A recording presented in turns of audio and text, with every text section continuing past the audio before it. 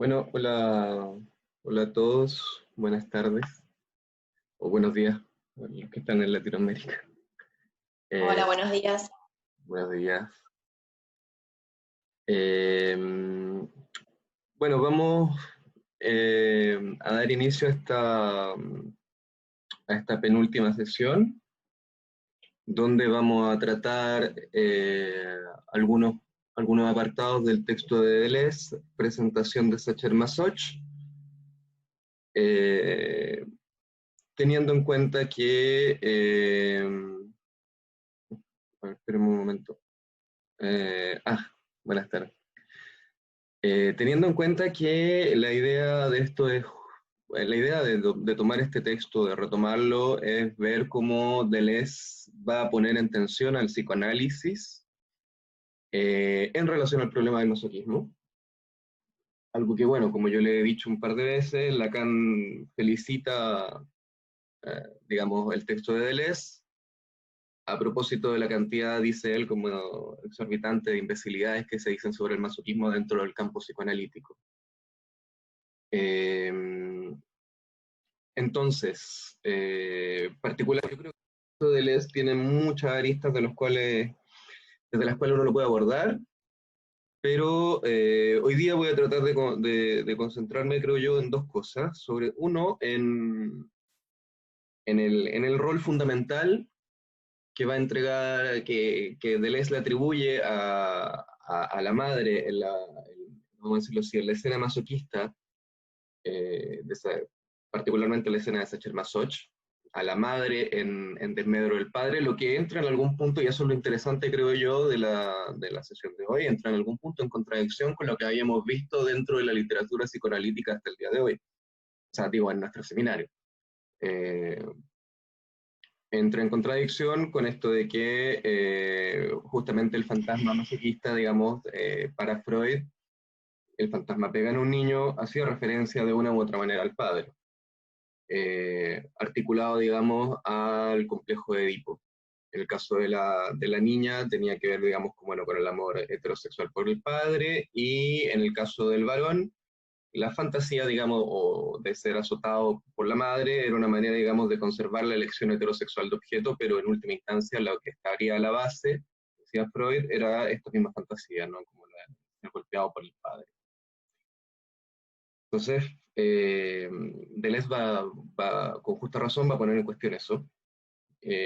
Va a poner en el fondo en cuestión todo lo que es la doxa psicoanalítica respecto al masoquismo hasta ese momento, o buena parte, digamos, de lo que dice en psicoanálisis. Eh, y voy a tratar entonces de abordar un poco, digamos, el rol de la madre y también el lugar digamos, esta proposición de Deleuze, que no deja de ser muy provocadora y también también muy osada, ¿no? Que es decir que, bueno, que en realidad más bien el fantasma masoquista no es el padre el que pega, sino que más bien es el padre del humillado.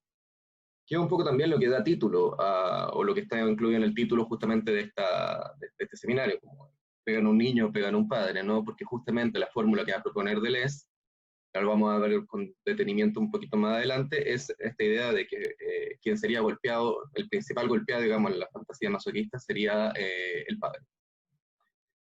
Entonces, a ver, pero antes, como siempre, antes de ir de lleno ¿cómo se llama? Al texto y a la sesión de hoy, bueno, quería saber si de la sesión anterior tienen dudas, preguntas o comentarios.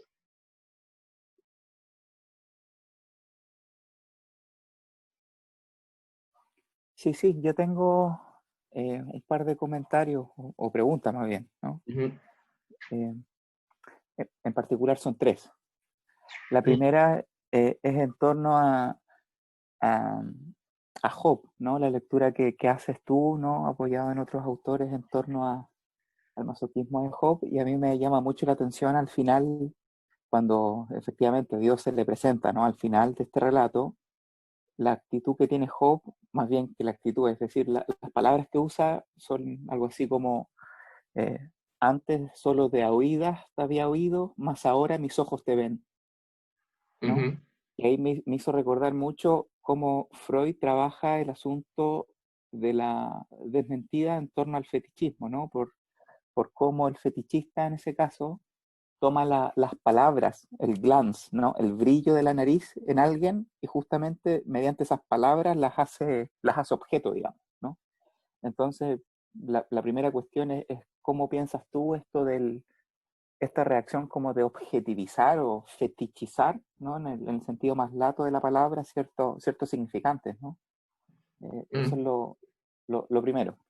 sí, sí. Lo, segun, lo segundo dice relación con, digamos, el estatuto de la creencia, ¿no? En el masoquista, ¿no?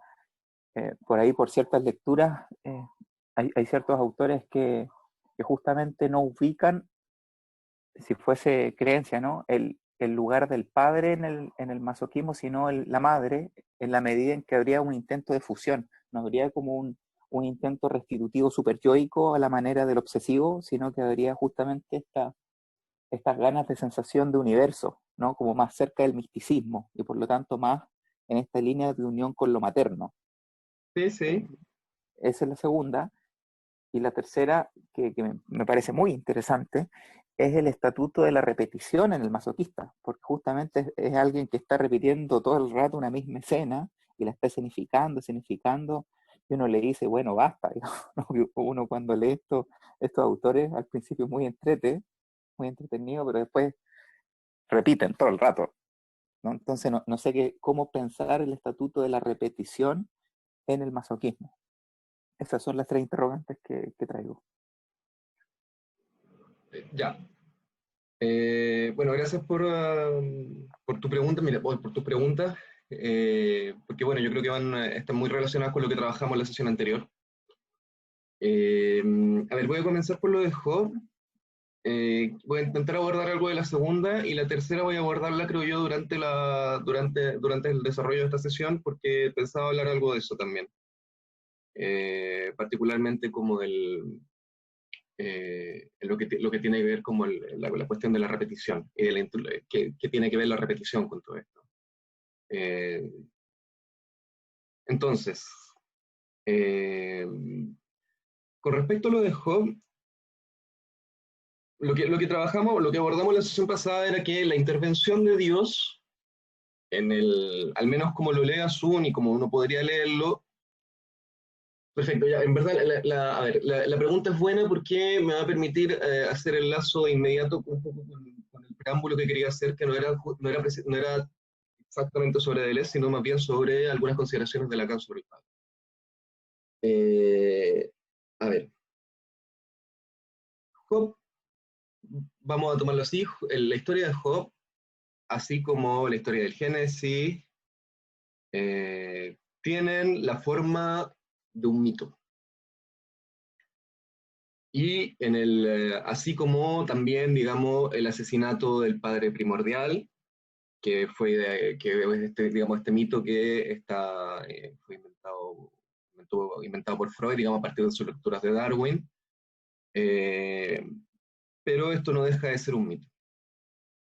¿Por qué traigo a colación esto del mito? Porque justamente antes de abordar de lleno la cuestión de Deleuze, me parecía que era necesario hacer algunas precisiones sobre lo que habíamos estado hablando del padre, o del padre como operador estructural, a propósito de lo que Lacan señala en el seminario sobre el reverso del psicoanálisis.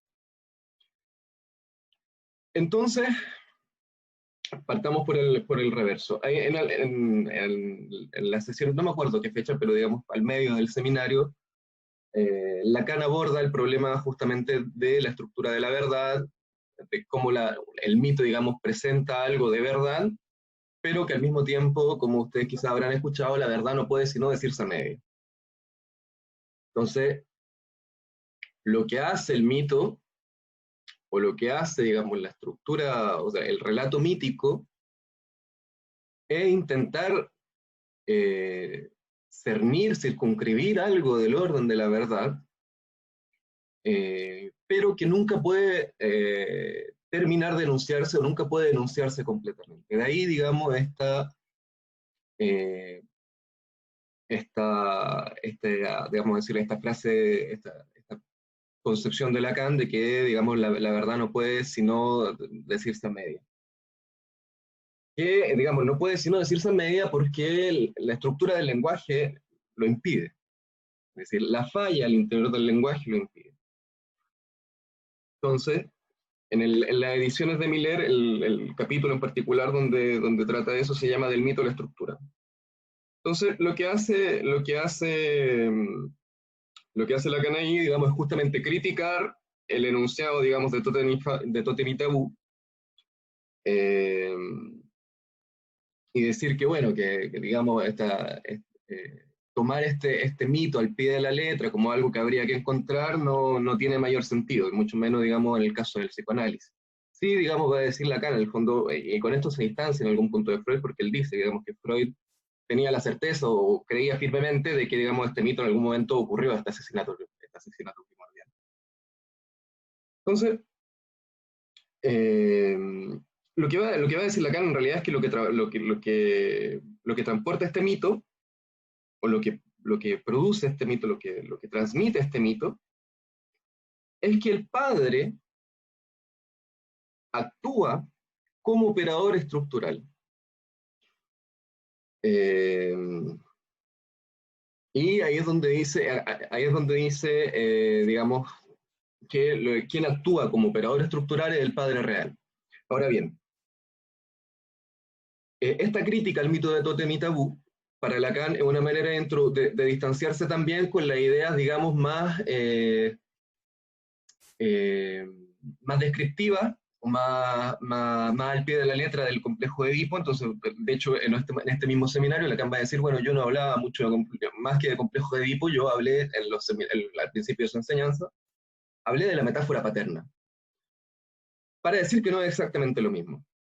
Que no se trata solamente, y esto está en el corazón, digamos, de lo que vamos a tratar hoy día, que no se trata solamente de la figura del padre, o la figura del padre, o la imagen del padre, o el padre, digamos, de carne y hueso, sino que se trata de las distintas funciones y las distintas maneras en que un padre se puede presentar. Y de ahí, por ejemplo, la distinción que hace Lacan entre padre imaginario, padre real, padre simbólico. Siendo, digamos, para hacerlo muy sucintamente, el padre simbólico aquel que dice, digamos, de nuevo, podemos tomar la Biblia, aquel que dice yo soy el que soy.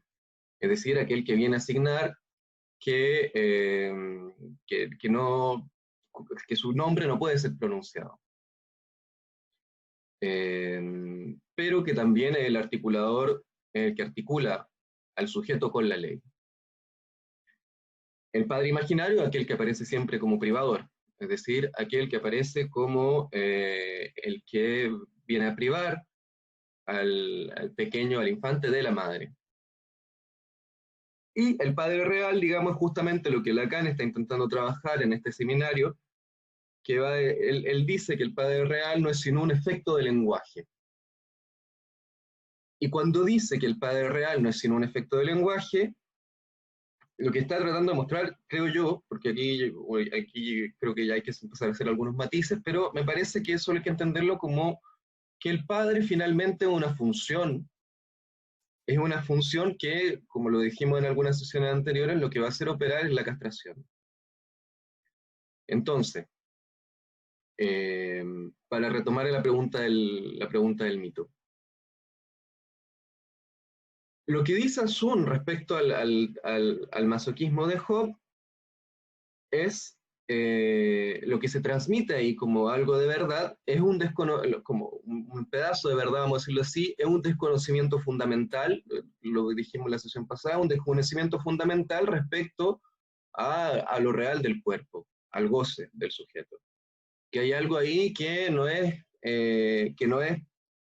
dominable, que no es, digamos, domesticable, que porque justamente escapa a la lógica del significante, escapa al significante, escapa a lo simbólico, pero sobre todo más que escapa, porque esa metáfora hace pensar que habría algo como natural más allá de lo simbólico, es sobre todo el punto de imposible lógico de lo simbólico.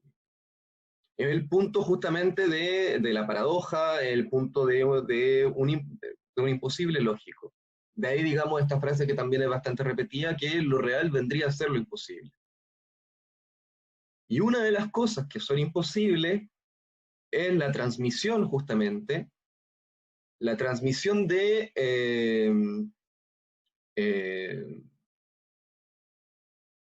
de la castración de un padre hacia un hijo. De ahí entonces que, digamos, Lacan está intentando eh, desplegar lo que sería el padre real, es decir, aquel que hace operar y de transmitir la castración digamos, de un padre hacia un hijo.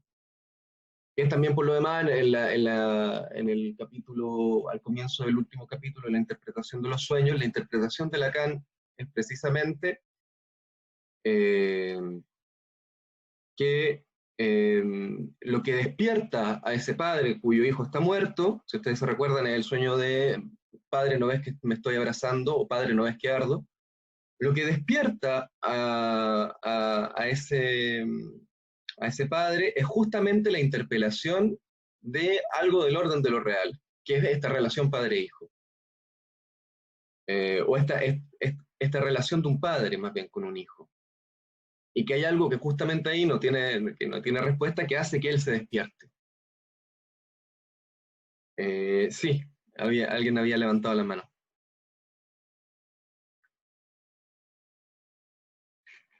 No, te iba a hacer justamente una pregunta con respecto a eso, pero ya la respondiste. Gracias. Ah, ya, ok. Bueno, súper. Entonces, con esa intención, con ese espíritu quise traerlo de Job a propósito del masoquismo. Es decir, cómo la intervención del padre viene a sacar de esta posición, vamos a decirlo así, tratar de hacer consistir al otro por este sufrimiento, o mediante como la exposición del sufrimiento propio. Un segundo punto que tocaba era este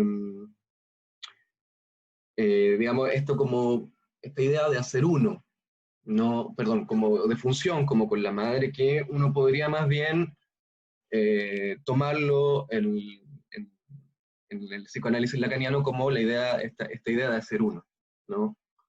Que es un poco lo que de una forma más bien descriptiva, imaginaria, Freud llamaba el malestar a la cultura como esta idea del sentimiento oceánico, ¿no? Que, digamos, y esto creo que, no sé si lo he dicho de esta forma, pero sé que lo he intentado transmitir, esa sensación, digamos, ese objetivo que puede tomar diferentes formas o que puede ser así explicado de diferentes maneras dentro de la enseñanza de Lacan respecto a la empresa perversa, y aquí quiero insistir sobre eso, solamente es posible bajo un escenario determinado, bajo un teatro determinado, qué sé yo, muy circunscrito.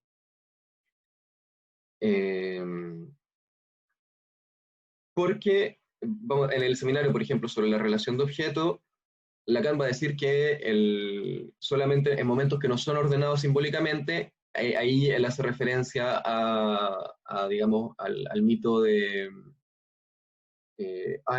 me olvidó, pero el mito de, de los andróginos, ¿no? Como el mito, digamos, de que al principio habían seres de los dos sexos con cuatro brazos, cuatro piernas, qué sé yo, que en un momento fueron separados. Entonces, que habría algo como esa reunión erótica que en principio es imposible, que sería logrado en la empresa perversa, pero solo, digamos, bajo en momentos que no están ordenados simbólicamente y particularmente en momentos, como dice después Lacan más adelante, más precisamente el escenario de la angustia, solo sobre la escena o sobre una escena específica.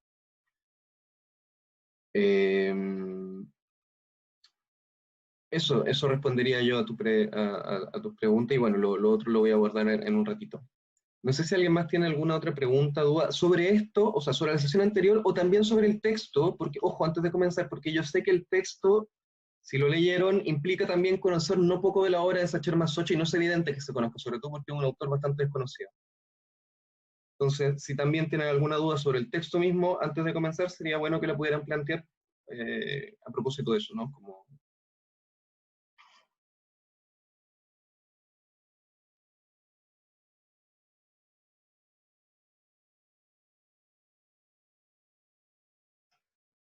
¿No?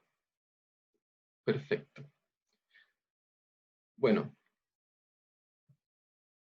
vamos a ir entonces... bueno, ya introduje un poco lo que quería abordar hoy día, que era justamente esto de, o sea, partir con este preámbulo a propósito de lo que Lacan trata sobre el padre como operador estructural en el seminario sobre el reverso del psicoanálisis. Y a propósito justamente de la repetición, que eso era parte de la tercera pregunta, aquí voy a retomar algo también que alguien preguntó durante la sesión pasada, creo que fue Samantha, a propósito del plus de goce. Porque una de las cosas que dice justamente en este capítulo que se llama Del mito de la estructura, una de las cosas que dice Lacan es que primero el lenguaje, e incluso aquel del amo, no puede ser otra cosa que una petición, que una demanda. Una demanda que siempre fracasa. Y no es de su éxito, no es por su éxito, sino que es por su repetición que ello engendra algo que está en una otra dimensión y que yo he llamado la pérdida. La pérdida de donde toma cuerpo o de donde toma consistencia justamente el plus de goce, a propósito con el equívoco, digamos, que habíamos señalado la semana pasada, que esto tiene en francés como el más y el ya no más. ¿Por qué quería retomar eso a propósito de la repetición? Porque justamente la repetición, lo que se introduce ahí como, o sea, la repetición es lo que se introduce o lo que sucede luego de esta introducción al lenguaje. Porque todo lo que está en el registro del lenguaje, vamos a decirlo así, pertenece al registro de la demanda. Y una demanda, como bien dice Lacan, el tema es que es una demanda que está siempre fracasada. Esa es la razón por la que hay neurosis. Porque esta demanda siempre fracasa. Porque siempre aquello que pedimos nunca es lo que pedimos. Y eso es lo que introduce, esta falla es lo que introduce la repetición. Y esta repetición, vamos a decirlo así,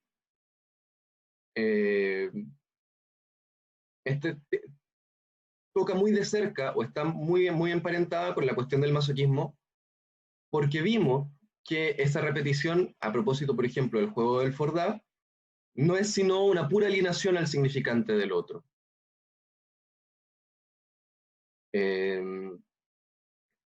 Vamos a decirlo así, esta repetición es un testimonio o una manifestación de esta falla estructural en el lenguaje. Repetición que, como bien decía Felipe, por ejemplo, se pone en juego en la incansable, digamos, puesta en escena masoquista, que es a mí me parece, y esto ya lo estoy diciendo como más bien una hipótesis, a mí me parece que eso es una forma de poner en juego la repetición, del mismo modo que el neurótico pone en juego la repetición de otra manera. Por ejemplo, a su espalda. Es decir, o más bien en el síntoma. Por ejemplo, siempre tener el mismo problema. O que digamos, todos los ejemplos que Freud da a propósito de la pulsión de muerte en Más allá del principio del placer. La repetición, entonces, creo yo, se pone en juego de otra manera, pero obedece al mismo fenómeno, que es decir, digamos, en la perversión, y particularmente en el masoquismo, esto se pone en juego de otra manera, es decir, la puesta en escena masoquista, pero obedece al mismo fenómeno. Es decir, la introducción de un sujeto en el lenguaje, que es justamente de aquello de lo que testimonia el fantasma pega en un niño de la manera en que lo abordamos en la sesión anterior. Ahora bien, dicho esto, este pequeño preámbulo. Felipe, perdón. Sí, Felipe, ¿puedo hacer una pregunta? sí, sí. En esta repetición de la escena, ¿esa repetición tiene que ver con el armado que hace el masoquista, con el armado propio de esa escena? ¿Cómo con el armado?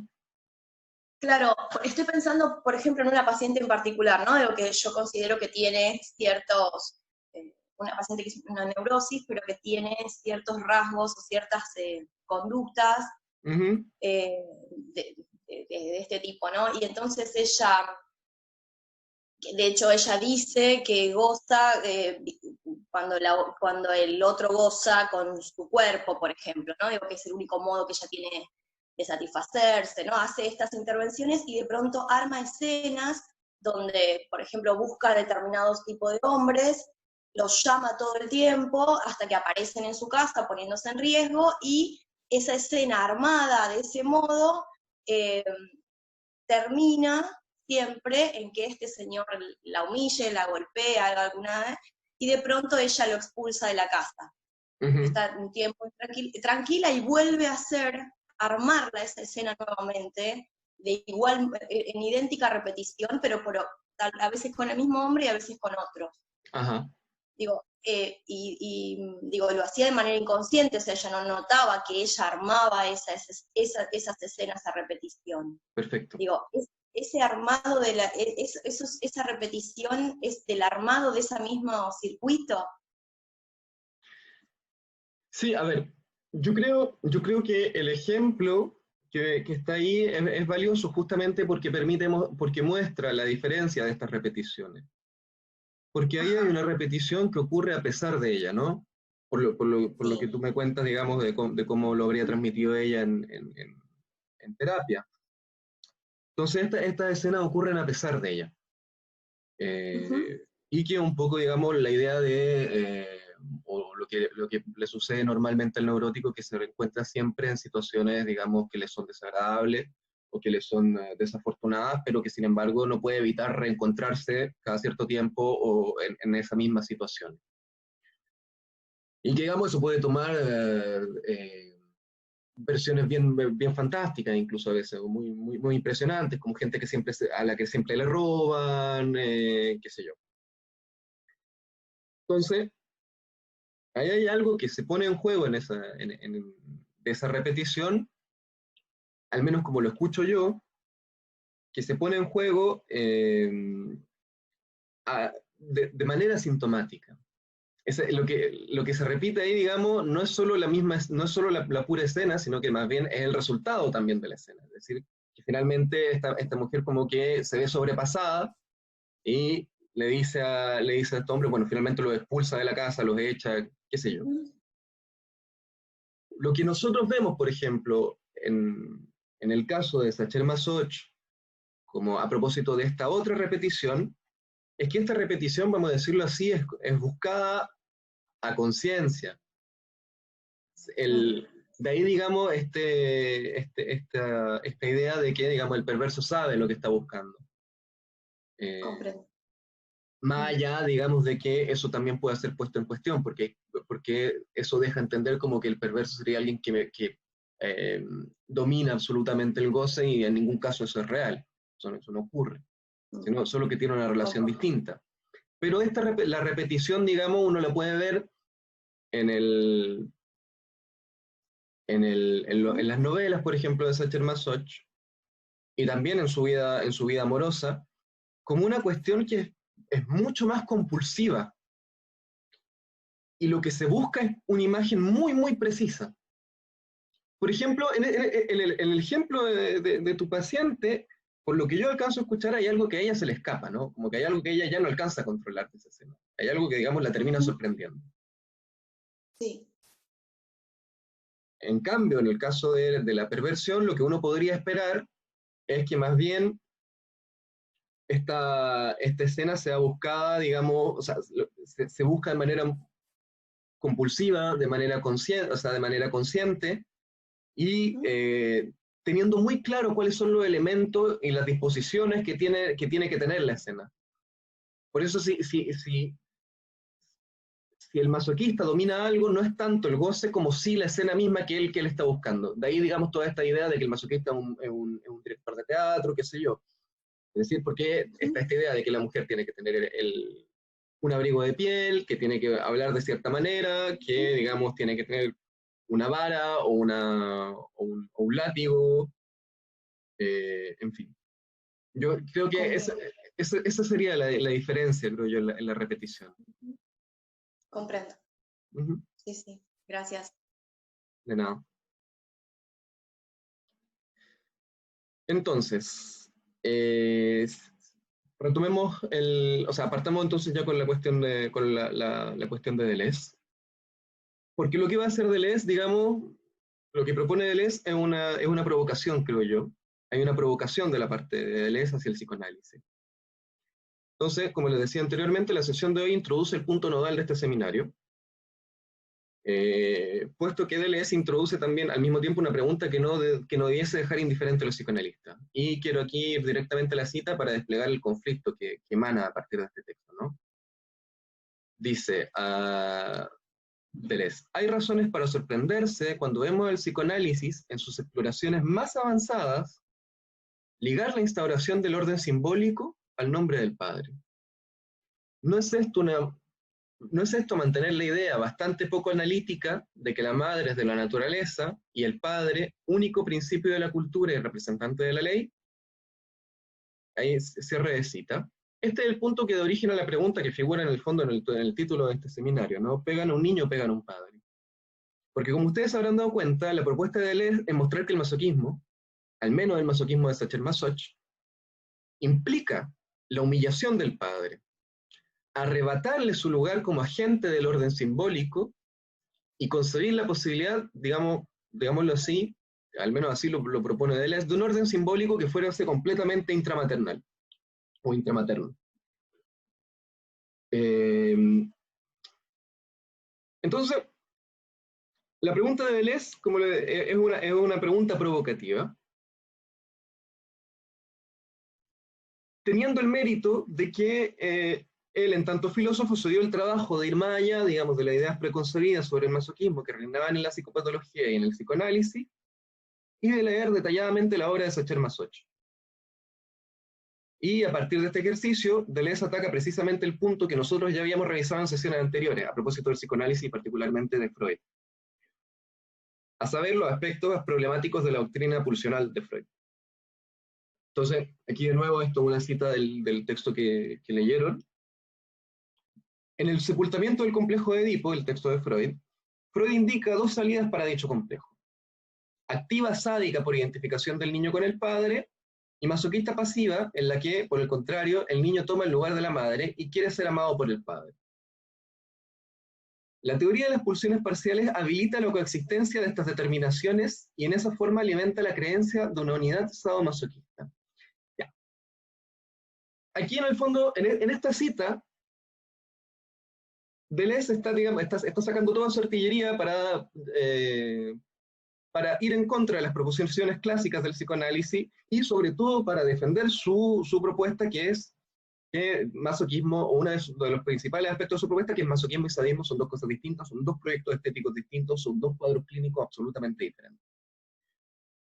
Entonces, la gracia, o una de las cosas que permite Deleuze, y que va en consonancia con lo que habíamos revisado anteriormente de Pierre-Henri Castel, es que justamente esta idea de las pulsiones parciales como que una puede transformarse en la otra, es uno de los fundamentos de esta creencia en una unidad sadomasoquista. Bueno, ya hemos insistido suficiente sobre lo problemático de esta idea, ¿no? Sobre la asociación de pasivo-activo, sádico-masoquista, masculino-femenino, que se y todos los pares opuestos que pueden desprenderse de eso.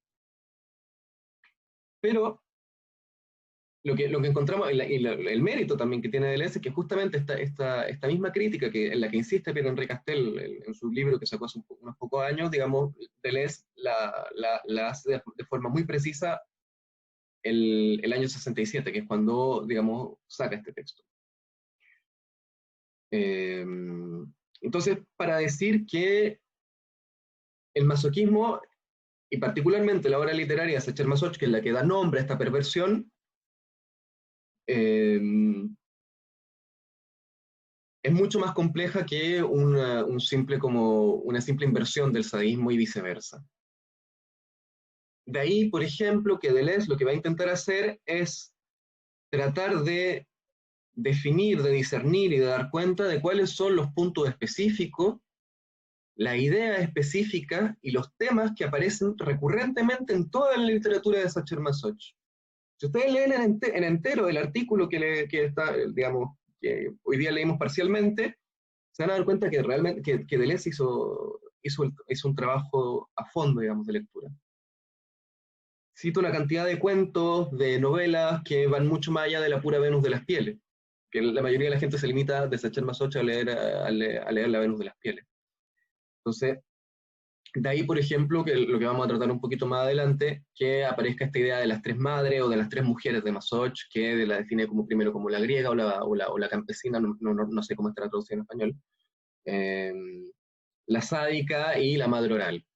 Es decir, porque hace un análisis literario a fondo de la literatura, digamos, de este escritor. Ahora bien, eso tiene justamente la gracia de que en este artículo de Deleuze hay una descripción y un análisis detalladísimo de las diferentes puestas en escenas que tiene Sacher Masoch, digamos, a partir de su fantasma masoquista. Entonces, a partir de la lectura de este autor, Deleuze va a intentar llevar hasta el final esta empresa de sadismo y masoquismo, de separar sadismo y masoquismo, en los términos que ustedes habrán leído en el texto de hoy. Y la idea es que justamente esto lo lleva a Deleuze a ciertas conclusiones que son muy interesantes, como por ejemplo esta idea de darle la centralidad a la madre en el fantasma masoquista y no al padre, y que van a despertar el psicoanálisis, vamos a decirlo así, del psicoanálisis de la época, o que al menos intentan despertar el psicoanálisis de su época, de la pereza que permanente respecto a la manera de abordar este problema.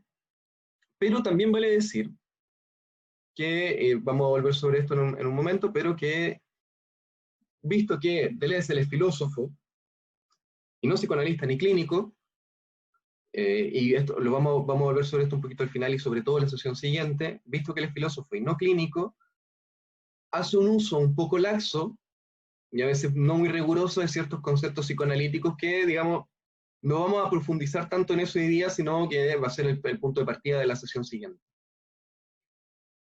Pero intentemos, lo que nosotros queremos hacer hoy día, o lo que vamos a intentar hacer hoy día, es examinar con detenimiento la siguiente propuesta.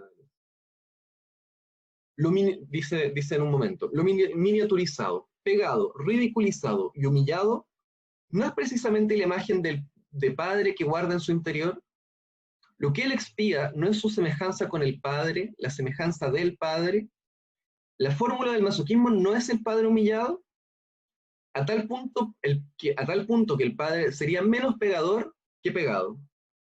El cierre de cita. Esto, por ejemplo, es completamente, es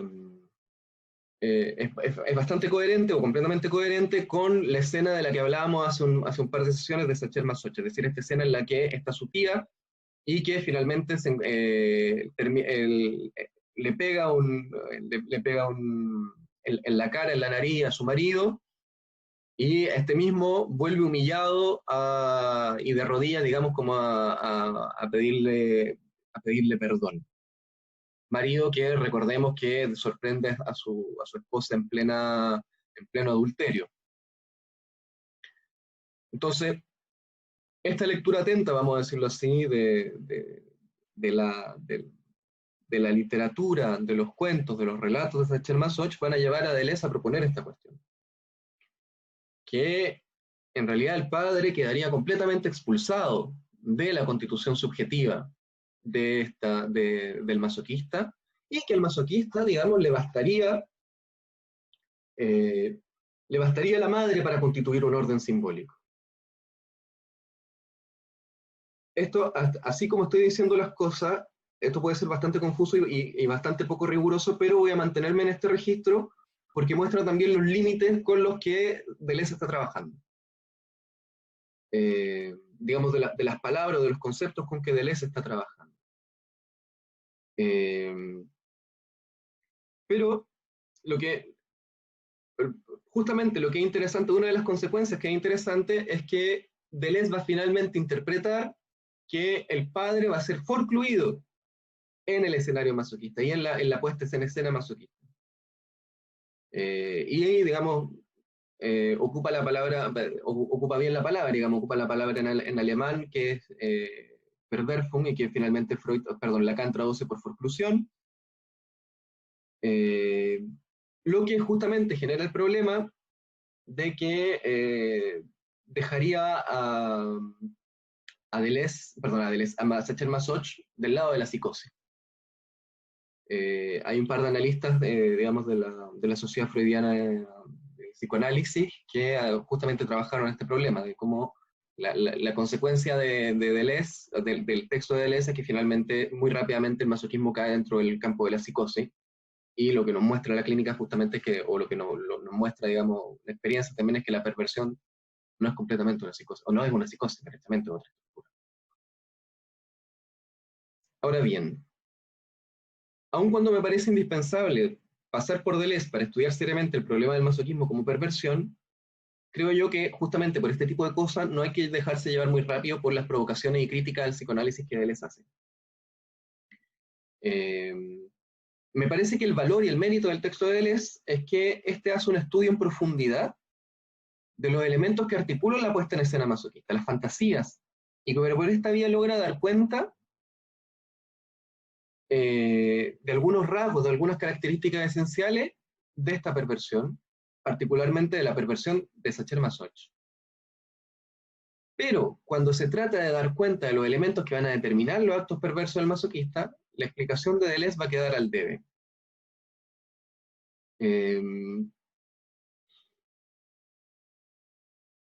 Hasta aquí. ¿Hay alguna pregunta, duda, comentario, intervención?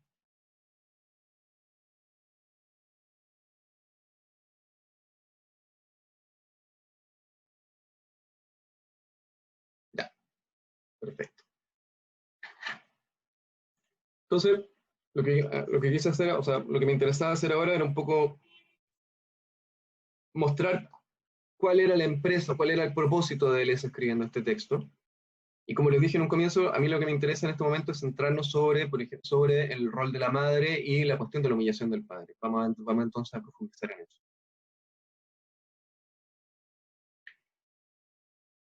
Uno podría hacerse la pregunta de ¿quién es la mujer que encarna la pasión y el anhelo del masoquista?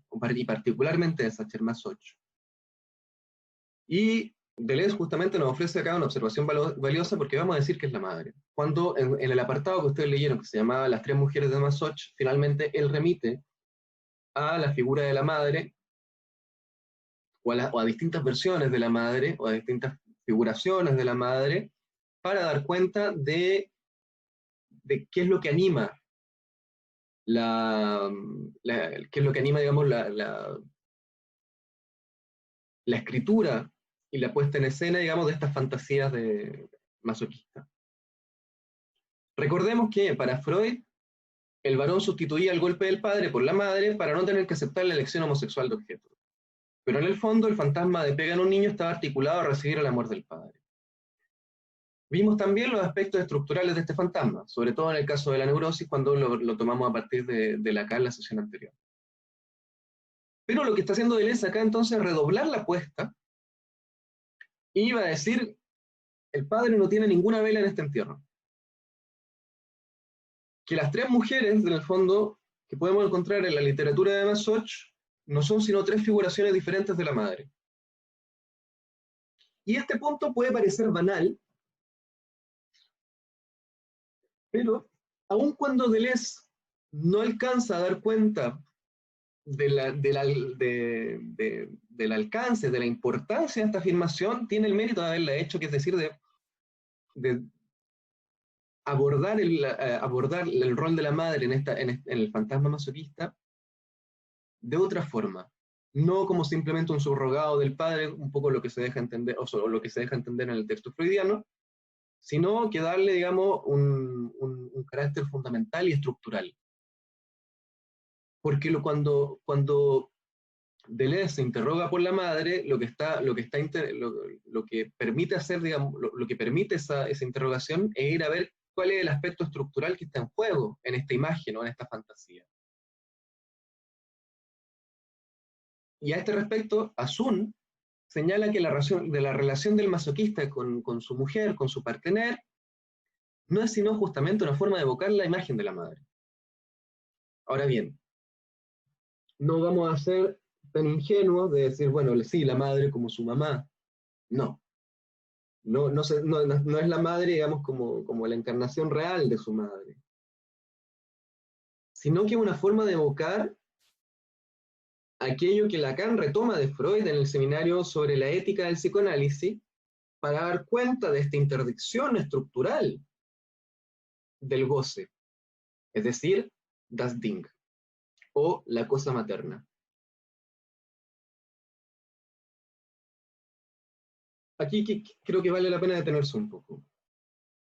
Recordemos que justamente, recordemos que en el texto de Freud, el proyecto de psicología para neurólogos, Freud va a retomar, o va a retomar, no, más bien va a proponer que hay un aspecto, hay un elemento que es justamente esto que él nombra como una cosa del mundo que no entra dentro, digamos, del aparato psíquico, que no se inscribe dentro del aparato psíquico. Y en la relectura del proyecto de Freud que hace Lacan en este seminario, él va a retomar este concepto, el concepto de das Ding, o de que encontramos en el texto de Freud como cosa del mundo, al menos así se encuentra en las ediciones de Amor Rortu, para marcar este punto que es aquel objeto que está siempre perdido, aquel objeto que está interdicto para siempre, y a partir del cual comienza a desplazarse el deseo, o comienza, el sujeto se empieza a desplazar en la cadena significante. Lacan señala, por ejemplo, que das Ding es aquel objeto que queda excluido como objeto de satisfacción. Uno no puede satisfacerse, o no puede ir al encuentro de das Ding, porque finalmente lo que hay ahí es el puro goce. Y es justamente el objeto sobre el cual reposa la interdicción del incesto. Este deseo, dice Lacan, no puede ser satisfecho, puesto que ello implicaría la abolición de toda demanda. Acá vemos uno de los puntos, yo creo, más álgidos de la propuesta lacaniana, al menos, o sea, que se mantiene durante toda esa enseñanza, pero que yo creo que es uno de los puntos más revolucionarios de cómo inicia su enseñanza Lacan, que es esta asociación entre lenguaje, o esta conexión entre lenguaje e interdicción del incesto. Porque Lacan dice, en la medida que no puede ser satisfecho, digamos, este deseo de reencuentro de este objeto, porque implica la abolición de toda demanda. Justamente si aceptar la castración pasa por aceptar esta falla en el lenguaje y que todas nuestras demandas, cuando nos comunicamos, siempre son demandas fracasadas, o que el deseo nunca es algo que puede ser articulado completamente, o sea, volver a este objeto, digamos, sobre el cual reposa la interdicción del incesto, supondría la abolición del lenguaje. Ahora, esto es particularmente interesante en el caso del masoquismo, porque es justamente la pérdida de este objeto lo que va a llevar al ser hablante en general a someterse al lenguaje y aceptar la falla propia del significante. El hecho de que un significante reenvía a otro significante. Pero, si retomamos lo que dice Asun, es decir, que lo que busca el masoquista es encontrar esta imagen materna, pero no particularmente de cualquier madre, sino que la madre como das Ding, como otro absoluto del sujeto,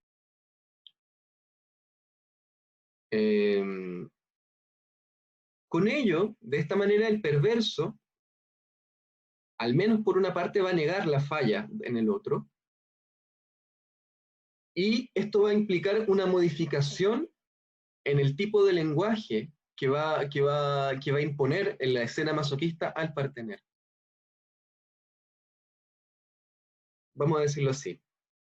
El masoquista va a emplear al menos dos estrategias para evitar esta falla o esta lógica del significante. Por un lado, el masoquista, ya lo dijimos, intenta hacer equivaler el deseo de su partener con la demanda. De allí la importancia del imperativo.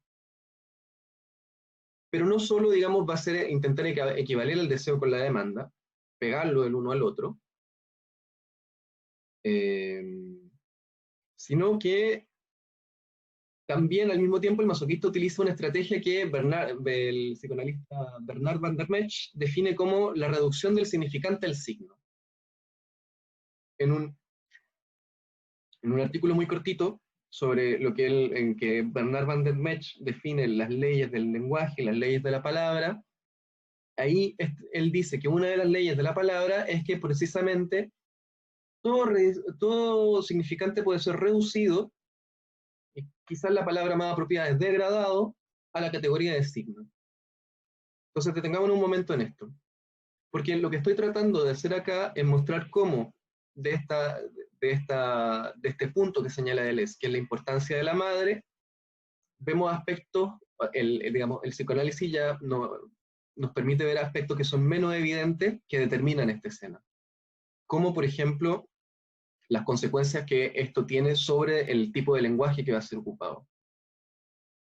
Recordemos que el tipo de lenguaje que ocupan los pacientes nunca es banal. La manera en que se dicen las cosas, eso mismo es justamente lo que nos permite definir una estructura muchas veces. La sección anterior hablábamos, por ejemplo, de la esquizofrenia y de cómo la esquizofrenia pasaba de un significante a otro por consonancia o por el parecido de las palabras, porque precisamente no hay nada ahí que haga sentido. Entonces, la relación al lenguaje de ese sujeto nos permite a nosotros tener una señal, voy a decirlo así, un indicio de la estructura. En el caso del masoquista, vamos a decir, en el caso del masoquista, está esta, vamos a decirlo así, está esta estrategia de degradar el significante en signo. Sabemos bien que el significante siempre remite a otro significante. Es decir, que no hay una... que en la cadena significante siempre una palabra o un significante va finalmente a evocar otro, y otro, y otro, y otro, de tal manera que la significación nunca va a ser unívoca. Siempre ahí está todo, digamos, la posibilidad, todo el juego del equívoco, todo el juego de la metáfora, todo el juego de la poesía, digamos, surge a partir de esta falla, ¿no? Pero también el significante puede ser denigrado a la calidad de signo y no remitir a nada más que a sí mismo. Esto se puede ver en la vida cotidiana, por ejemplo, en las señales de tránsito, ¿no? Como un signo pare es un signo pare. De hecho, el nombre mismo lo dice, es un signo pare. El signo no remite más que a sí mismo. Ahora, ¿cómo aparece esto en la clínica del masoquismo? O en la escena masoquista. A mí me parece, esto es una proposición que hago yo, o una hipótesis que tengo yo, que esta degradación aparece a través del insulto. Van der Mech señala, respecto al insulto, dice, basta, por ejemplo, que alguien profiera un insulto y que pretenda reducir en ello la esencia de un sujeto, él u otro de preferencia, y esto del mecanismo de insulto, de la injuria, o incluso que aquel a quien se dirige este significante rechace reconocer la expresión del deseo de un sujeto, siendo la vergüenza la manifestación o el signo en que se manifiesta esta degradación. La injuria, el insulto, permite al masoquista reducirse a ser nombrado por su soberana. Es decir, otra forma de reducir el significante a un signo es mediante el insulto. Cuando yo le digo a alguien, por ejemplo, eres un imbécil, lo que estoy tratando, la operación que está ocurriendo ahí es que estoy tratando de definir o de reducir, degradar la esencia de un sujeto, que recordemos, la esencia de un sujeto o lo esencial de un sujeto no puede decirse porque justamente es el deseo y el deseo no puede ser articulado, pero cuando se profiere una injuria, lo que estoy tratando de hacer o lo que se está haciendo es reducir la esencia de un sujeto a una palabra, es decir, pegarla a una palabra.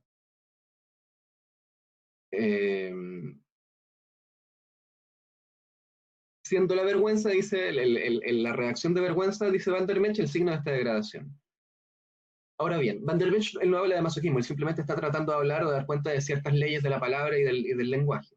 Pero ahora, respecto particularmente de esta ley de la palabra, es muy decidora, muy elocuente para nosotros, porque justamente nos permite ir un poquito más allá de cuál es el rol que juega o por qué un masoquista se hace insultar constantemente, como por las mujeres, o por su partener.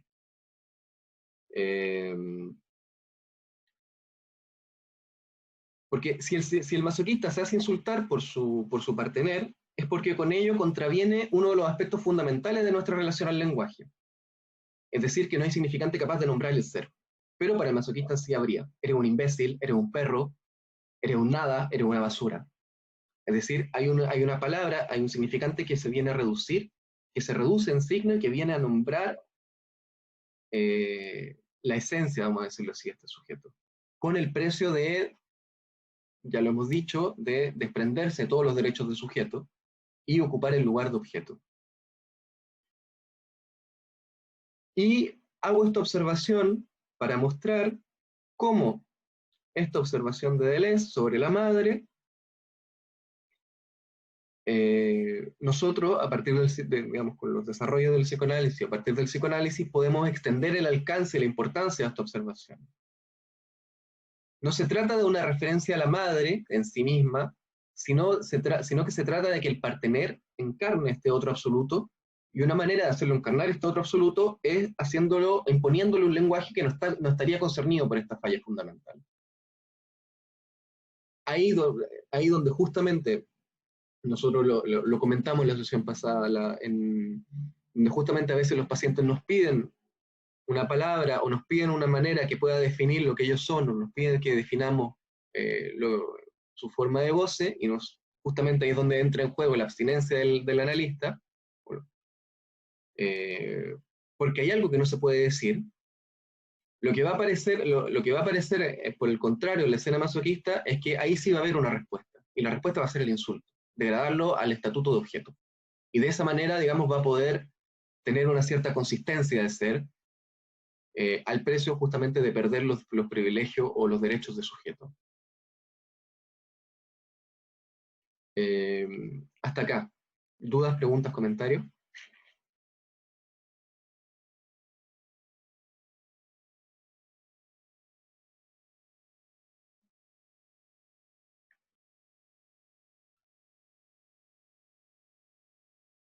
Ya.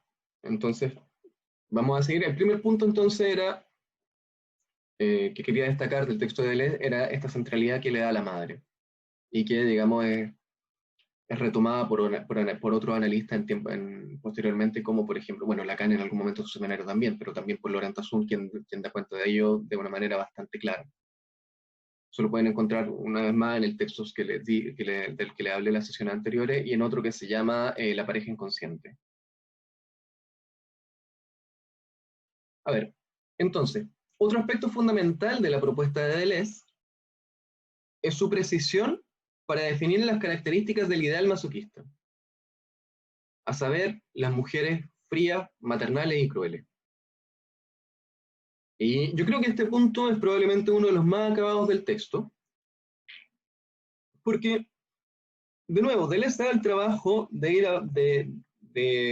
ir a encontrar cuáles son las descripciones, los tipos, las características que Sacher Masoch intenta plasmar en las mujeres sobre las que escribe. Y así entonces, Deleuze distingue tres tipos de mujeres que forman parte de la trilogía masoquista: la griega, la sádica y la madre oral. Entonces, no voy a detenerme mucho en la diferencia entre cada una de las tres porque, digamos, a ver, esa diferencia es un trabajo, yo creo que, porque también mérito del trabajo de Deleuze, esa diferencia logra hacerla a partir de un filósofo hegeliano del cual Sacher Masoch era lector, que es Bachofen.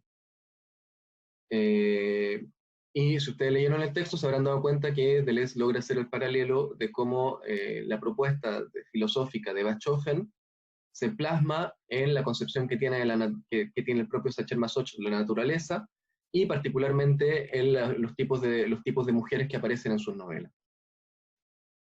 Pero, lo que a nosotros nos interesa acá en la cuestión del ideal masoquista, vamos a tomar justamente la que se erige como ideal del masoquista, o como ideal de Sacher Masoch, la madre oral.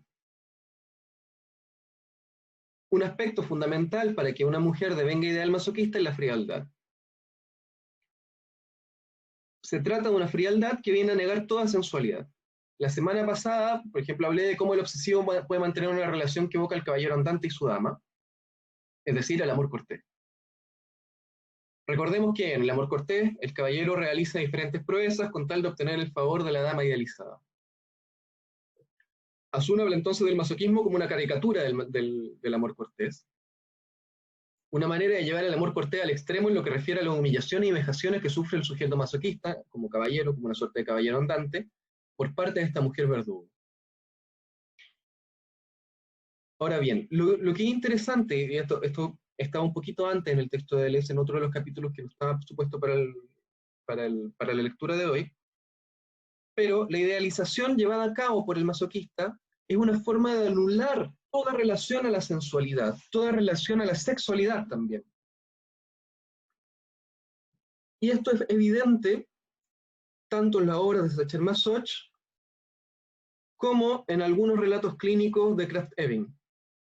Por ejemplo, en las obras de Sacher Masoch, tanto en La Venus de las Pieles como en otra novela que se llama El amor de Platón, está esta idea, esta doctrina filosófica de la que yo creo que le hablé en la primera sesión, que es la aspiración a un amor suprasensual.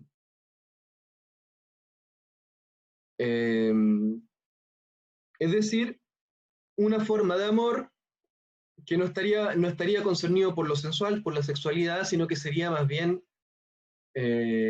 una concepción muy particular de Sacher Masoch del amor platónico, o del idealismo platónico. De ahí entonces su tendencia o su propuesta de buscar un amor completamente ideal. Y aquí quizás voy a digregarme un poco, pero creo que es una observación importante hacer. En esta novela, El amor de Platón, el protagonista es un joven, digamos que un joven militar, que es una novela que está escrita de manera epistolar. Es decir, la novela está escrita de tal modo que este joven le va enviando cartas a su madre de lo que le va pasando en el ejército. Y entonces, una de las cosas que le ocurre a este joven es que tiene un encuentro con una especie de ser andrógeno, con un ser hermafrodita, que no se sabe muy bien si es hombre o mujer, que por un lado tiene características muy femeninas, pero que al mismo tiempo dice ser hombre. Y al comienzo de estos encuentros surgen de manera epistolar, es decir, este hombre le envía carta y empiezan a intercambiar, digamos, mediante carta, para después, digamos, tener encuentros en los que no se ven. Y en uno de esos encuentros, una de las cosas que dice Sacher Masoch, el protagonista de esta novela, es que el órgano humano más cerca de lo suprasensible es la voz, porque la voz no permite, digamos, no implica solo la materialidad de las ondas. Ahora, ¿por qué? Ustedes se preguntarán, ¿por qué es importante esto?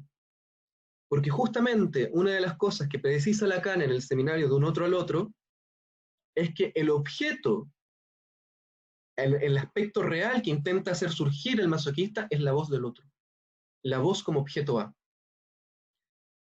Entonces, este pequeño pasaje lo que nos muestra es que esta voz puede tomar la forma justamente del imperativo, del mandato de esta mujer verdugo, que es la forma más clásica que podemos, la que se nos puede venir a la mente, pero también tiene importancia en la medida que es un medio para acceder a una suerte de suprasensualismo. A propósito, y de nuevo, a propósito del comentario que hacía Felipe al comienzo eh, sobre lo místico, hay algo justamente de eso, hay algo en esta empresa perversa de hacer surgir lo real de un objeto, y en este caso en particular es la voz. Pero para ello, para que esto pueda ocurrir, tiene que haber primero todo este mecanismo de idealización, que es justamente lo que describe Deleuze de manera, vamos a decir, magistral durante su artículo. Para Deleuze, la relación del masoquista hacia la mujer debe hacerse bajo una forma de contemplación, y de nuevo, no estoy ocupando acá la palabra al azar, de una forma de contemplación mística. Esta forma de contemplación mística es como si, y esto ustedes lo pueden encontrar también en las novelas de Sacher Masoch, es como si estuviesen mirando una estatua. Es una forma de poder enfrentarse al cuerpo femenino sin tener que vérselas con el problema de la castración y del deseo del otro.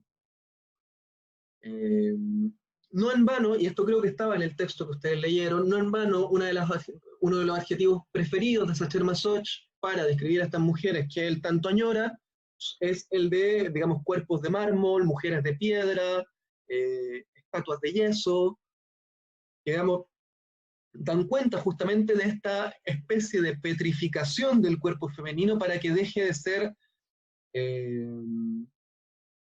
para que pueda ser abordable, voy a decirlo así, para que pueda ser abordable frente al horror que genera la castración.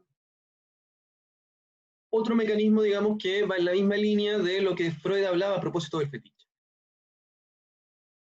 Asimismo, uno de los pacientes de Krafft-Ebing, por ejemplo, señala en su relato biográfico, aquí estoy citando, me era imposible considerar a una mujer de carne y hueso como objeto de satisfacción sensual. La penetración del pene en la vagina me parecía un acto sucio e inaudito.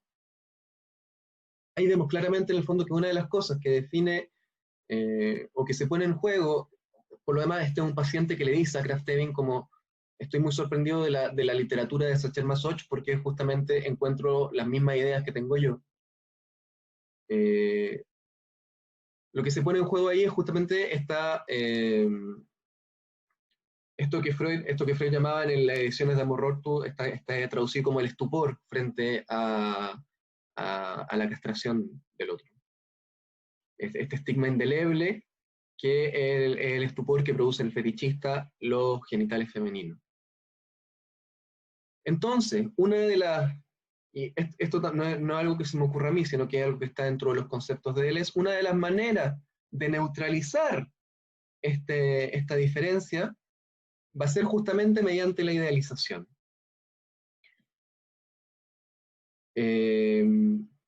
Y aquí vale la pena caracterizar brevemente, no, antes de eso, hasta aquí, ¿alguna duda, comentario, pregunta?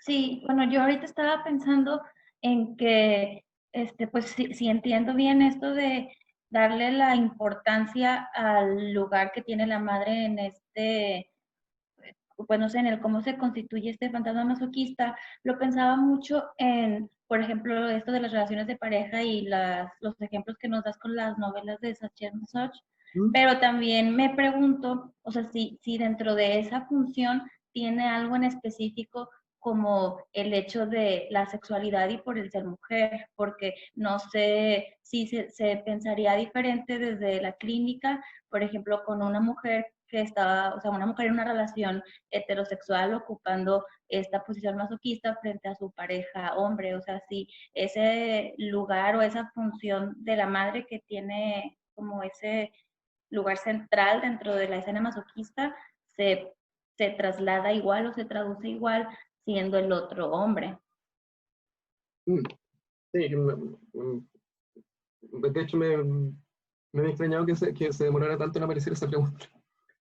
Pero sí, a ver, esa pregunta es fundamental porque remite al problema de la perversión femenina.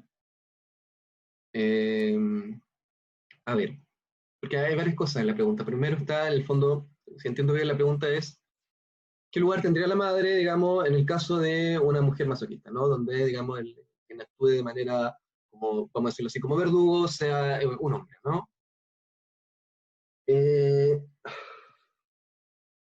A ver, cuando estamos haciendo, yo creo que eso me parece que es importante aclararlo. Cuando en este momento estamos haciendo el hincapié en el rol de la madre, en el rol de la madre, digamos, es para el masoquista en tanto masoquista perverso, es decir, Sacher Masocho en tanto un sujeto perverso. ¿Por qué me permito decir que Sacher Masocho era perverso? Porque eso suena, eso, digamos, habría que tener algún argumento, ¿no? Más allá de que el tipo tenía prácticas sexuales raras, ¿no? Justamente la idea es no caer en eso. Pero como les dije en las sesiones anteriores, porque justamente había una compulsión y una tendencia tal a a poner en juego estas escenas con sus parejas que había una tendencia, o sea, había una manifestación muy grande de angustia en el otro.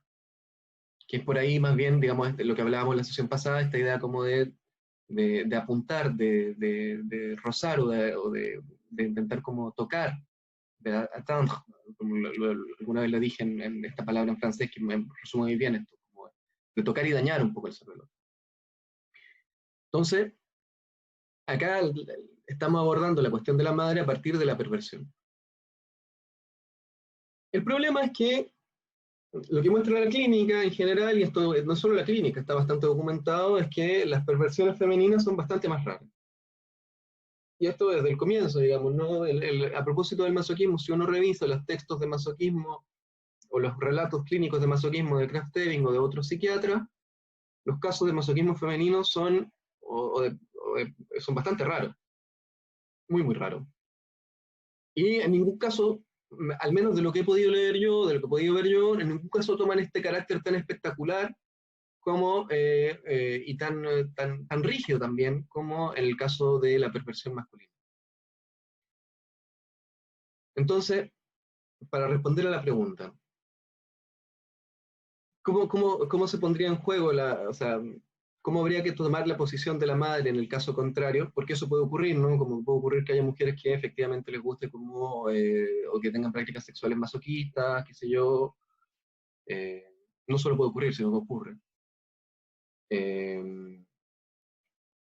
Yo creo que habría que preguntarse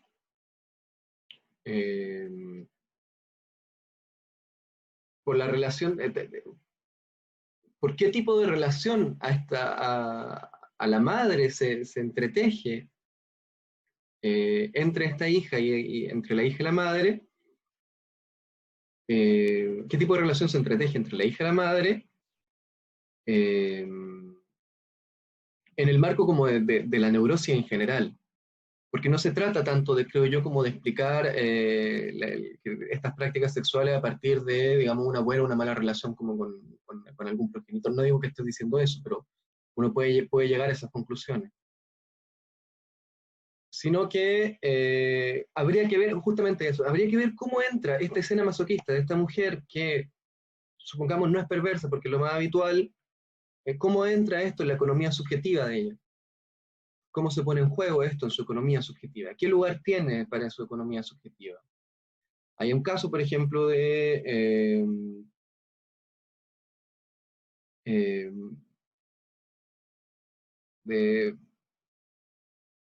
un caso de una mujer, digamos, esto no es un caso mío, es un caso que escuché, pero que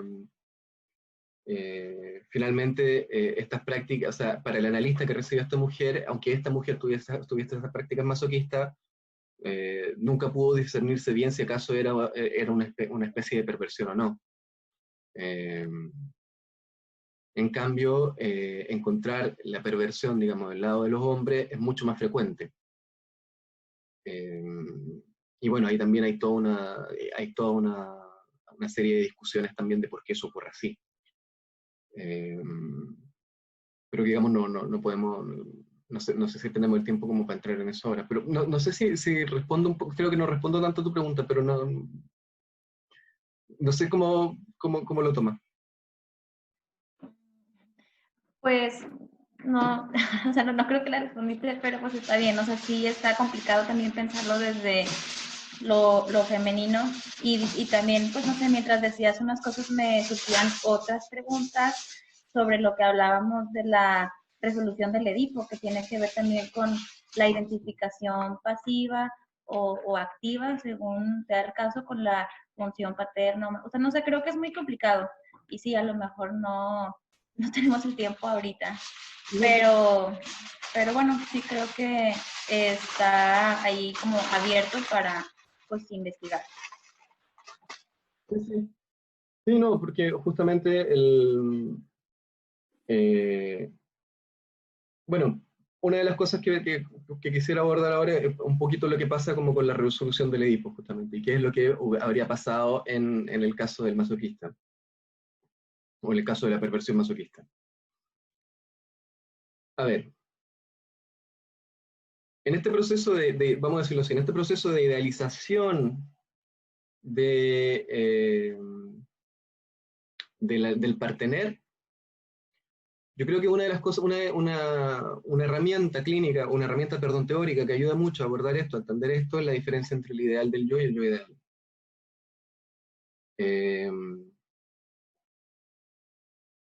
Y aquí voy a decirlo así, se trata de una hipótesis, como en su seminario sobre las formaciones del inconsciente, Lacan precisa que el ideal del yo tiene que ver con la identificación del sujeto a los trazos, a los rasgos significantes que vienen a regular su relación al deseo y a la ley.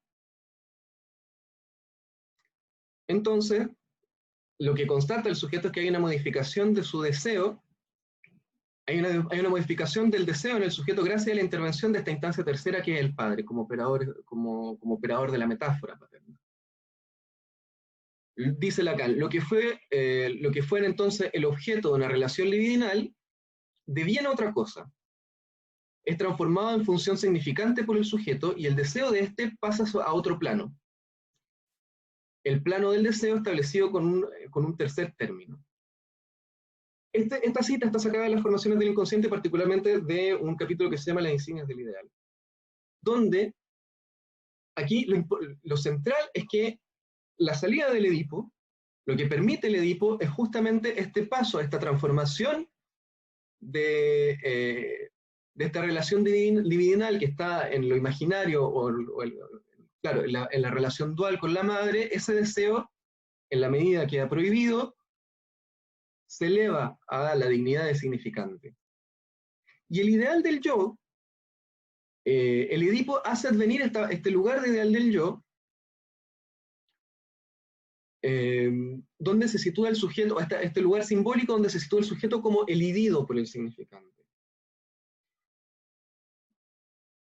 El ideal del yo, en el fondo, aparece como estas palabras, estos significantes, que van a comandar y que van a definir, digamos,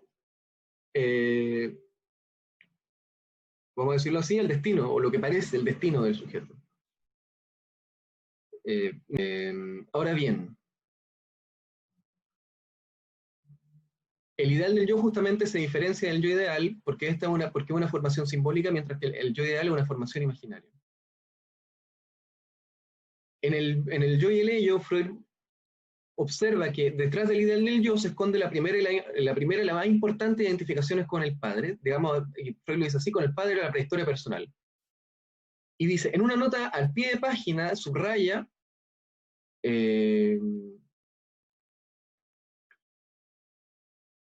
subraya, sin embargo, que habría que hablar más bien de una identificación con los padres, porque en este momento el niño no está confrontado todavía a la diferencia de los sexos. Y aquí hay un psicoanalista del que creo que le he hablado también, que se llama Stefan Tierch, quien dice a este respecto que esta identificación primaria que se produce, que está el origen, digamos, del lugar simbólico del ideal del yo, tiene que ver con lo que Lacan introduce como el nombre del padre. Hay una operación que se produce aquí, que esta operación en la que justamente hay una identificación a este significante que es el significante del nombre del padre. Y esto fue trabajado por dos psicoanalistas de acá de Francia también, que se llaman Jean Vergès y Gabriel Balbo, que son psicoanalistas de niños, y que respecto de lo que es la función paterna, tratando de definir qué es esta función paterna, ellos van a decir que, uno, la identificación primaria del niño a su padre consiste en la certitud lógica que hay algo que le falta a la madre. ¿Ya? Segundo, y la función paterna implica excluir que a la madre no le faltaría nada. Es decir, esta función paterna lo que hace es introducir la certitud de la falta. Lo que hace es introducir al sujeto la idea de que hay algo que la madre está yendo a buscar y que viene a significar este agujero que es en principio el deseo del otro, esta granjeta abierta, como lo dice Chermán. Entonces, para que el ideal del yo se instale, es necesario que la función paterna opere para introducir a este sujeto, esta función que introduce la falta, la certitud lógica de la falta en el orden simbólico, y se haga representar por los significantes que vienen del otro y a partir de los cuales va a poder revestirse, qué sé yo, y que van a comandar un poco, como decía anteriormente, el destino. Es una identificación que se hace ya no con el padre, y esto es muy importante porque es toda la innovación de la enseñanza de Lacan, se hace una identificación con el padre, no en tanto que, con el padre en tanto que nombre, no como personaje específico, sino con la palabra del padre. Una identificación que se hace a la palabra, y si esta certitud lógica de la falta es desmentida, como en el caso del perverso, uno podría suponer que la relación o la constitución del ideal del yo también se vería afectada.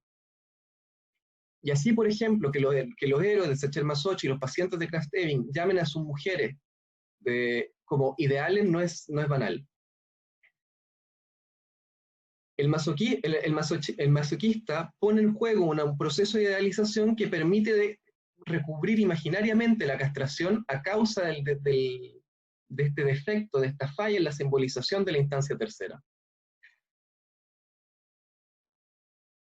Una empresa o un mecanismo que no está alejado de lo que Freud definía como enamoración o Verliebtheit en alemán, que es el mecanismo que está al centro de la psicología de las masas, o de la hipnosis o del fanatismo. Es decir, una relación de idealización en que se está al límite de la relación simbólica al otro. En el límite de lo simbólico, dice Lacan en el seminario sobre los escritos técnicos. Entonces las heroínas de las novelas de Sacher-Masoch son capaces, por ejemplo, de producir estados de servidumbre y de sumisión de la voluntad que justamente recuerdan estos fenómenos, como el fenómeno de masa, la hipnosis, la sumisión. Hay otra novela, por ejemplo, de Sacher-Masoch que se llama La Madre de Dios, en donde el primer encuentro entre el protagonista y la heroína, que se llama Mardona, que es la líder de una secta cristiana, es descrita de esta manera. Sabadil, el orgulloso Sabadil, así se llama el protagonista, le obedece a Mardona sin incluso que ella dé una sola orden. Una palabra, un signo o una mirada le bastan. Y aquí es donde justamente en Lacan, en el seminario sobre los 4 conceptos del psicoanálisis, va a decir que va a retomar y a reinterpretar la frase freudiana que dice: el objeto se ha puesto en el lugar del ideal del yo. Cuando se produce el fenómeno de masa en que se pone el objeto en el lugar del ideal del yo, dice Freud, está hablando, digamos, de este objeto como objeto libidinal. Pero la reinterpretación que está haciendo Lacan en este momento es que este lugar que supuestamente está vacío, que es este lugar de la marca simbólica, que es el lugar que viene a marcar la falla, viene a ser rellenado, viene a ser ocupado por el objeto, ya no por el objeto libidinal como el objeto de la relación especular, o sea, sí también, pero en particular por el objeto A como un objeto real que surge. Y de ahí de nuevo lo que es el propósito de la empresa perversa de hacer surgir un objeto. De hacer surgir un objeto en lo real. Es decir, el masoquista realiza este proceso de idealización que provoca la aparición del objeto A falta de la aceptación de esta certitud lógica de la falta.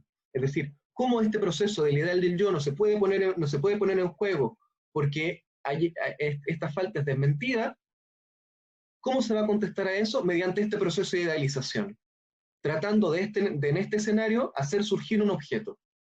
No solamente el objeto idealizado, que es el objeto libidinal, el yo ideal, sino un objeto real, que es el objeto A. Un objeto que, como lo dijimos anteriormente, es el objeto de la voz. No en vano, por ejemplo, a propósito de los fenómenos de masa, la voz ocupa, incluso hoy en día, pero la radio en particular ocupaba un rol muy importante en el régimen nazi, ¿no? La voz ocupa un lugar muy importante en todos los sistemas de propaganda. Y aquí la hipótesis, en el fondo, que estamos haciendo es que este proceso, de nuevo, estamos tratando de ir un poquito más allá del texto de Deleuze. Frente a esta idealización de la que Deleuze da cuenta de muy buena forma, lo que nosotros proponemos es que el ideal del yo, en este proceso de idealización es una forma de responder a la desmentida, o una forma de hacer frente a la desmentida de la falta del otro. Idealizarlo para tratar de que al otro no le falte nada. Y esto es lo que se pone, esto sería lo que se pone, uno de los aspectos que se pone en juego, digamos, la puesta en escena masoquista. Y va a hablar voy a hablar muy brevemente sobre la cuestión de la humillación paterna, para después pasar a sus preguntas. Porque lo que quiero decir acá es que una de las complicaciones del texto de Deleuze es que es cierto, si uno lee ya sea los relatos manifiestos de ciertos casos clínicos, o las novelas de Masoch, o los cuentos de Masoch, aparece esta dimensión de la humillación paterna, de la humillación del padre, y que aparentemente no tendría ninguna vela en el entierro, que es un poco la propuesta de Deleuze. Pero ahí es donde habría que poner un poco de atención y pensar que el padre, lo que he tratado de mostrar a lo largo de estas sesiones, es que el padre tiene distintas facetas. Y a mí me parece que si podemos recoger o aceptar la propuesta de Deleuze, o acoger la propuesta de Deleuze, es solo diciendo que esa humillación no concierne sino una de las facetas del padre. Es decir, cómo se aparece el padre en el fantasma del masoquista, y particularmente en el fantasma de Sacher Masoch.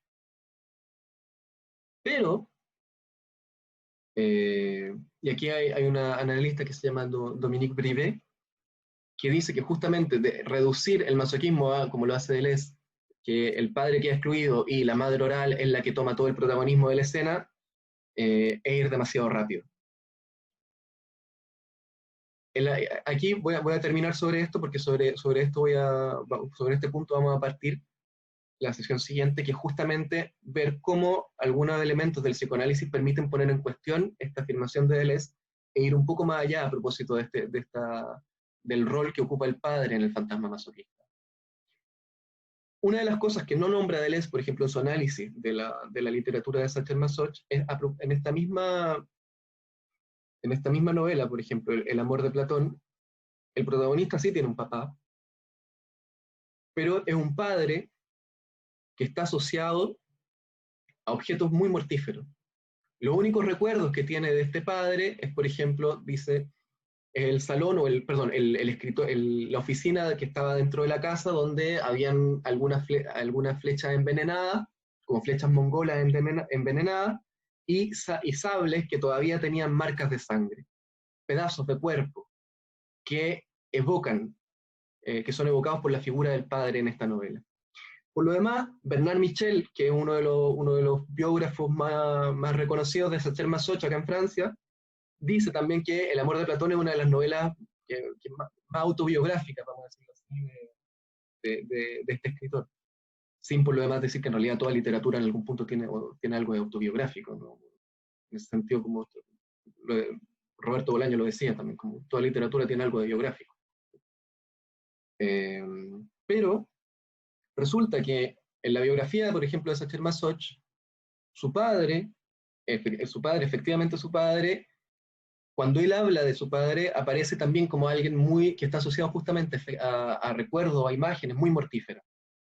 Un padre que era director de la policía en Galicia, una región del Imperio Austrohúngaro en la época, y los recuerdos que se le vienen, cuando él habla de su padre, lo primero que dice Sacher Masoch es: poca gente sabe el horror que implicaba en esa época ir a una prefectura de policía.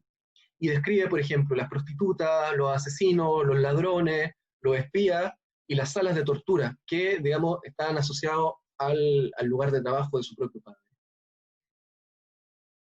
Nombro eso solamente porque a partir de esos pequeños detalles que va a haber otra interpretación que vamos a poder hacer digamos, del rol del padre en la perversión masoquista. No como alguien excluido, sino como alguien que es incapaz de transmitir esto, con lo que yo he insistido durante toda esta sesión, esta transmisión de la castración, esta transmisión del modo de goce.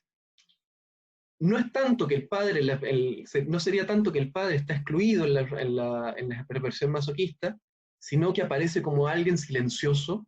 Vamos a profundizar sobre esto en la sesión siguiente, que es incapaz de transmitir, de decir una palabra sobre la relación al goce. Y todo este montaje, estas puestas en escenas masoquistas, y aquí ya estamos, lo estoy diciendo con mucho más hipótesis que certeza, pero a mi parecer todos estos montajes, todas estas escenas masoquistas, no serían sino una forma de suplir o de hacer un arreglo frente a esta incapacidad de transmisión de un saber hacer con el goce. Por lo demás, Lacan mismo en el seminario Los nombres del padre, el segundo, digamos, de los años 70, va a decir que justamente el masoquismo, y particularmente el masoquismo, es una forma de saber hacer, pero que en realidad es la más tonta de todas. Y después lo dice así, digamos, con todas sus letras, como Sacher Masoch es un imbécil, o Sacher Masoch es un huevón, una cosa así. Porque es una forma de saber hacer, un arreglo, pero después justamente Lacan dice: hay saberes hacer que están mucho mejor hechos que ese. Y sobre eso es lo que vamos a trabajar en la sesión siguiente, que es, por lo demás, la última. Eso es lo que tenía para hablarles hoy. No sé, quedo atento a sus dudas, preguntas, comentarios.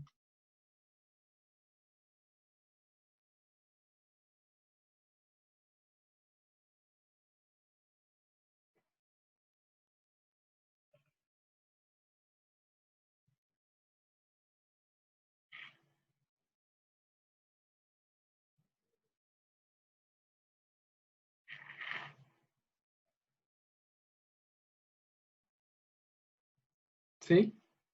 ¿No hay dudas, parece?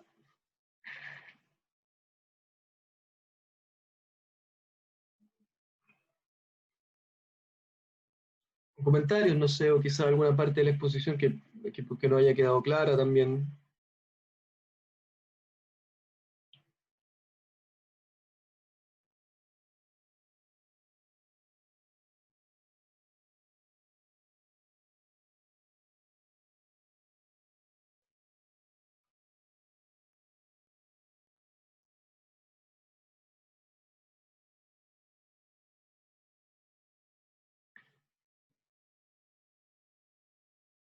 Bueno, yo creo que sí, no hay más dudas, quizás, o sea, si no hay dudas o comentarios o preguntas, podemos quizás dejarlo hasta acá.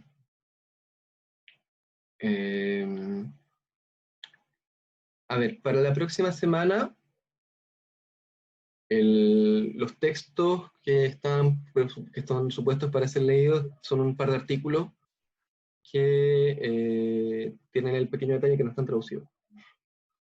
Están en francés. Entonces, no les pido que los lean, yo voy a tratar de hacer la exposición lo más amena posible, pero de todas maneras se los voy a enviar si alguien tiene el coraje o el ánimo como para traducirlo, o si eventualmente alguien habla francés también. Pero si alguien tiene el ánimo para traducirlos y leerlo en español, sería bueno.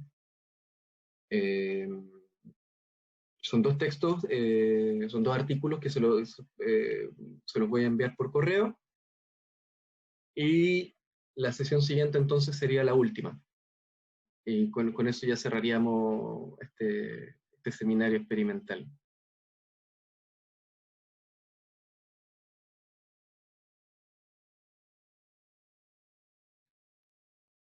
No sé, antes de terminar, ¿algún comentario, pregunta?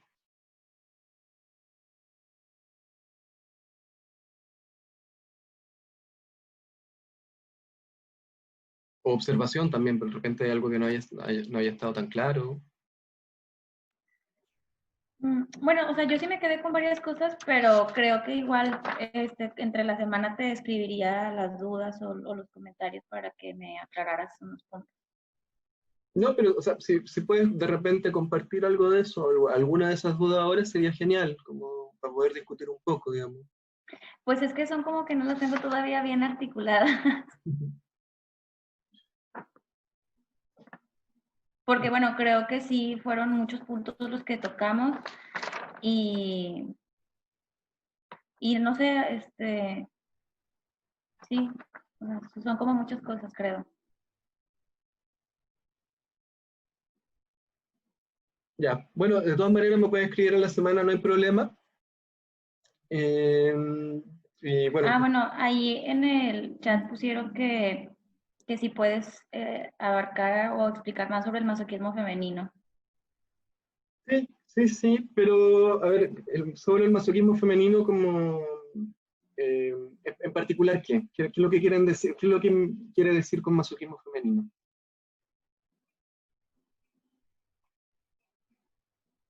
No sé, a ver si ahorita escriben algo. Si nos pueden escribir, por favor, en particular, ¿qué es lo que te gustaría ampliar del masoquismo femenino? Porque eso puede remitir a distintas cosas, ya sea como al masoquismo femenino como de una mujer, un poco la pregunta que planteó Samantha hace un rato, o al masoquismo femenino del cual hablaba Freud, que no tiene nada que ver con una mujer, necesariamente.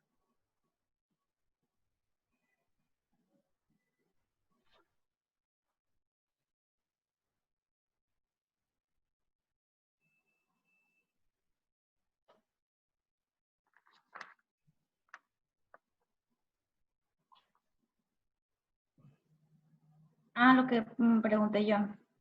Sí, sí. Eh, a ver, voy a tratar entonces de profundizar sobre eso. Es decir, cómo se pone en juego el masoquismo en el caso en el caso de una mujer.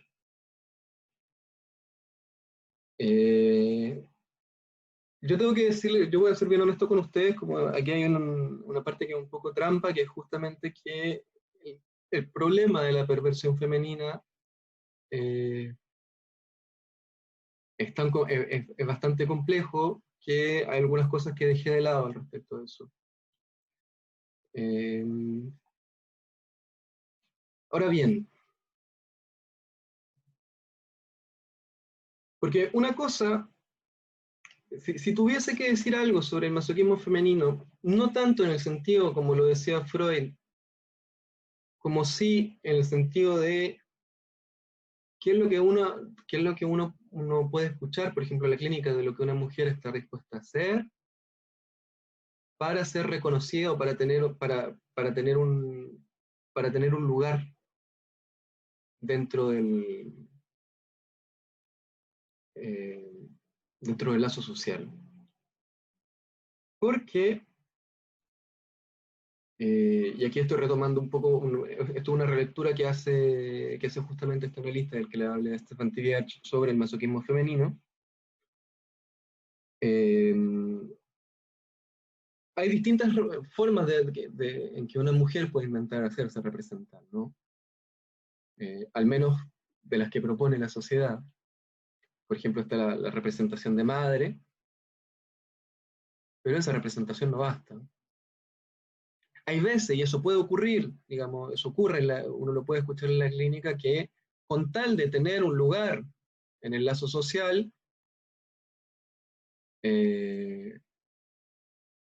una mujer puede apegarse, identificarse completamente a esta posición de madre, olvidando toda, digamos, toda relación toda otra relación, ya sea al deseo o a la posición, o a su posición misma de mujer. También hay otra palabra que puede representar a una mujer, que es la palabra de esposa. Pero también, digamos, dentro de las posibilidades que ofrece la cultura, digamos, justamente eso no basta. Entonces, pero ahí se está dispuesto a hacer mucho sacrificio con tal de asegurarse esa representación. Pienso particularmente en una paciente que, por ejemplo, a propósito de la representación de madre, que sacrifica toda su vida, sus intereses, su relación, que sacrificaba toda su vida, sus intereses, su relación, por ejemplo, su relación sexual y amorosa con su pareja, por poder conservar esta posición de madre. Una madre que por lo demás no le costaba, o sea, tenía problemas serios para separarse de su hija. Una hija con la que dormí, con la que tenía 2 años y tanto, con la que dormía, o a la que le ponía una cámara para poder vigilarla como desde sus pies. Y una parte importante de ese trabajo, del trabajo, era poder, digamos, abrir otras perspectivas, otras posibilidades de hacer que salieran que pudieran, en que esa paciente pudiera alejarse de ese significante que es solamente ser madre. Que por lo demás, eso también se relaciona un poco con el tema de la perversión femenina. Porque ahí ocurre que lo que puede ser tomado justamente como fetiche no sea tanto un objeto como sí un hijo. Uno de los problemas por los que viene a consultar esta mujer es porque tiene fantasías de que a veces está jugando con su hija y tiene fantasías terribles en la que, por ejemplo, la lleva al parque y se le cae. Que esa fantasía remite justamente a no dejar caer este objeto del cual luego de su caída va a quedar la marca de una falta. Entonces, se puede perder mucho y en este caso se puede postergar mucho la propia vida de una mujer en pos de conservar, digamos, una palabra o una forma de hacerse representar, que en este caso sería la posición de madre. Y esa es una lectura, vamos a decirlo así, contemporánea, de lo que puede ser una forma de masoquismo femenino.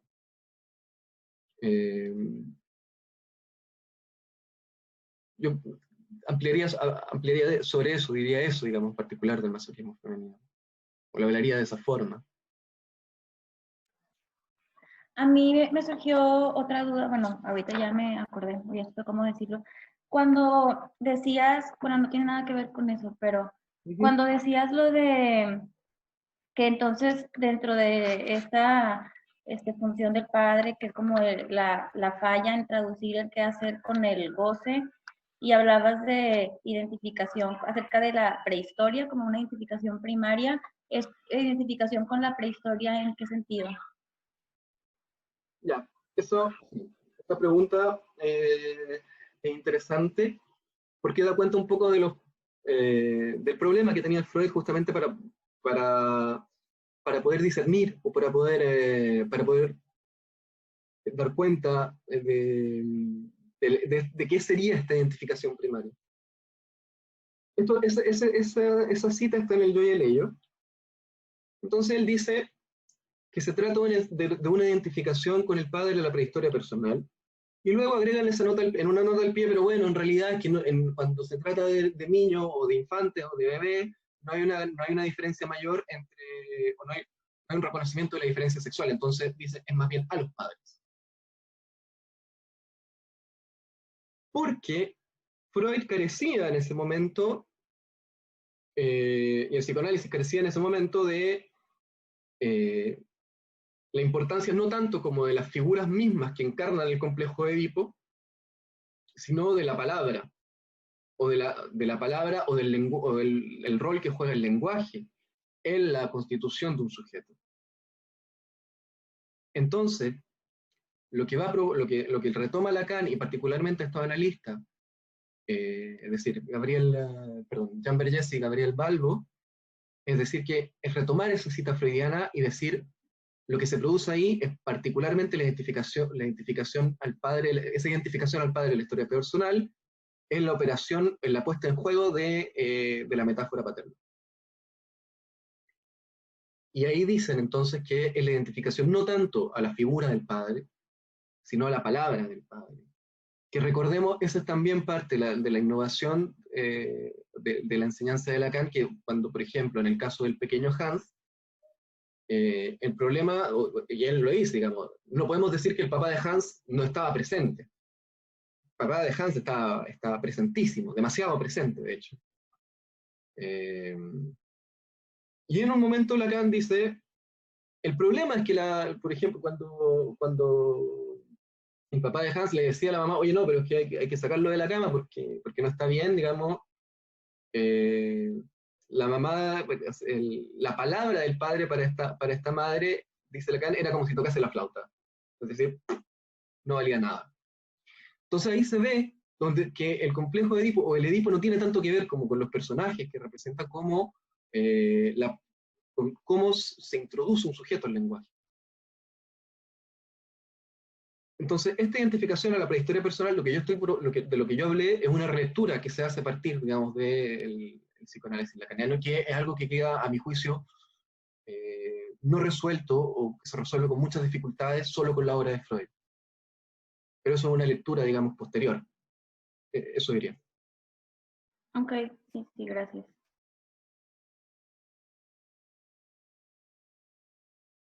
Eso. A ver, antes de terminar, ¿alguna otra duda, pregunta, consulta?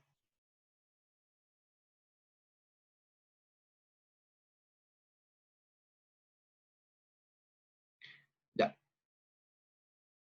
Bueno, entonces quedamos hasta aquí y ahora sí ya nos va a hacer cada 2 semanas. Nos vemos la próxima semana para la última sesión del seminario y les mando bastante pronto los 2 artículos, ¿ya?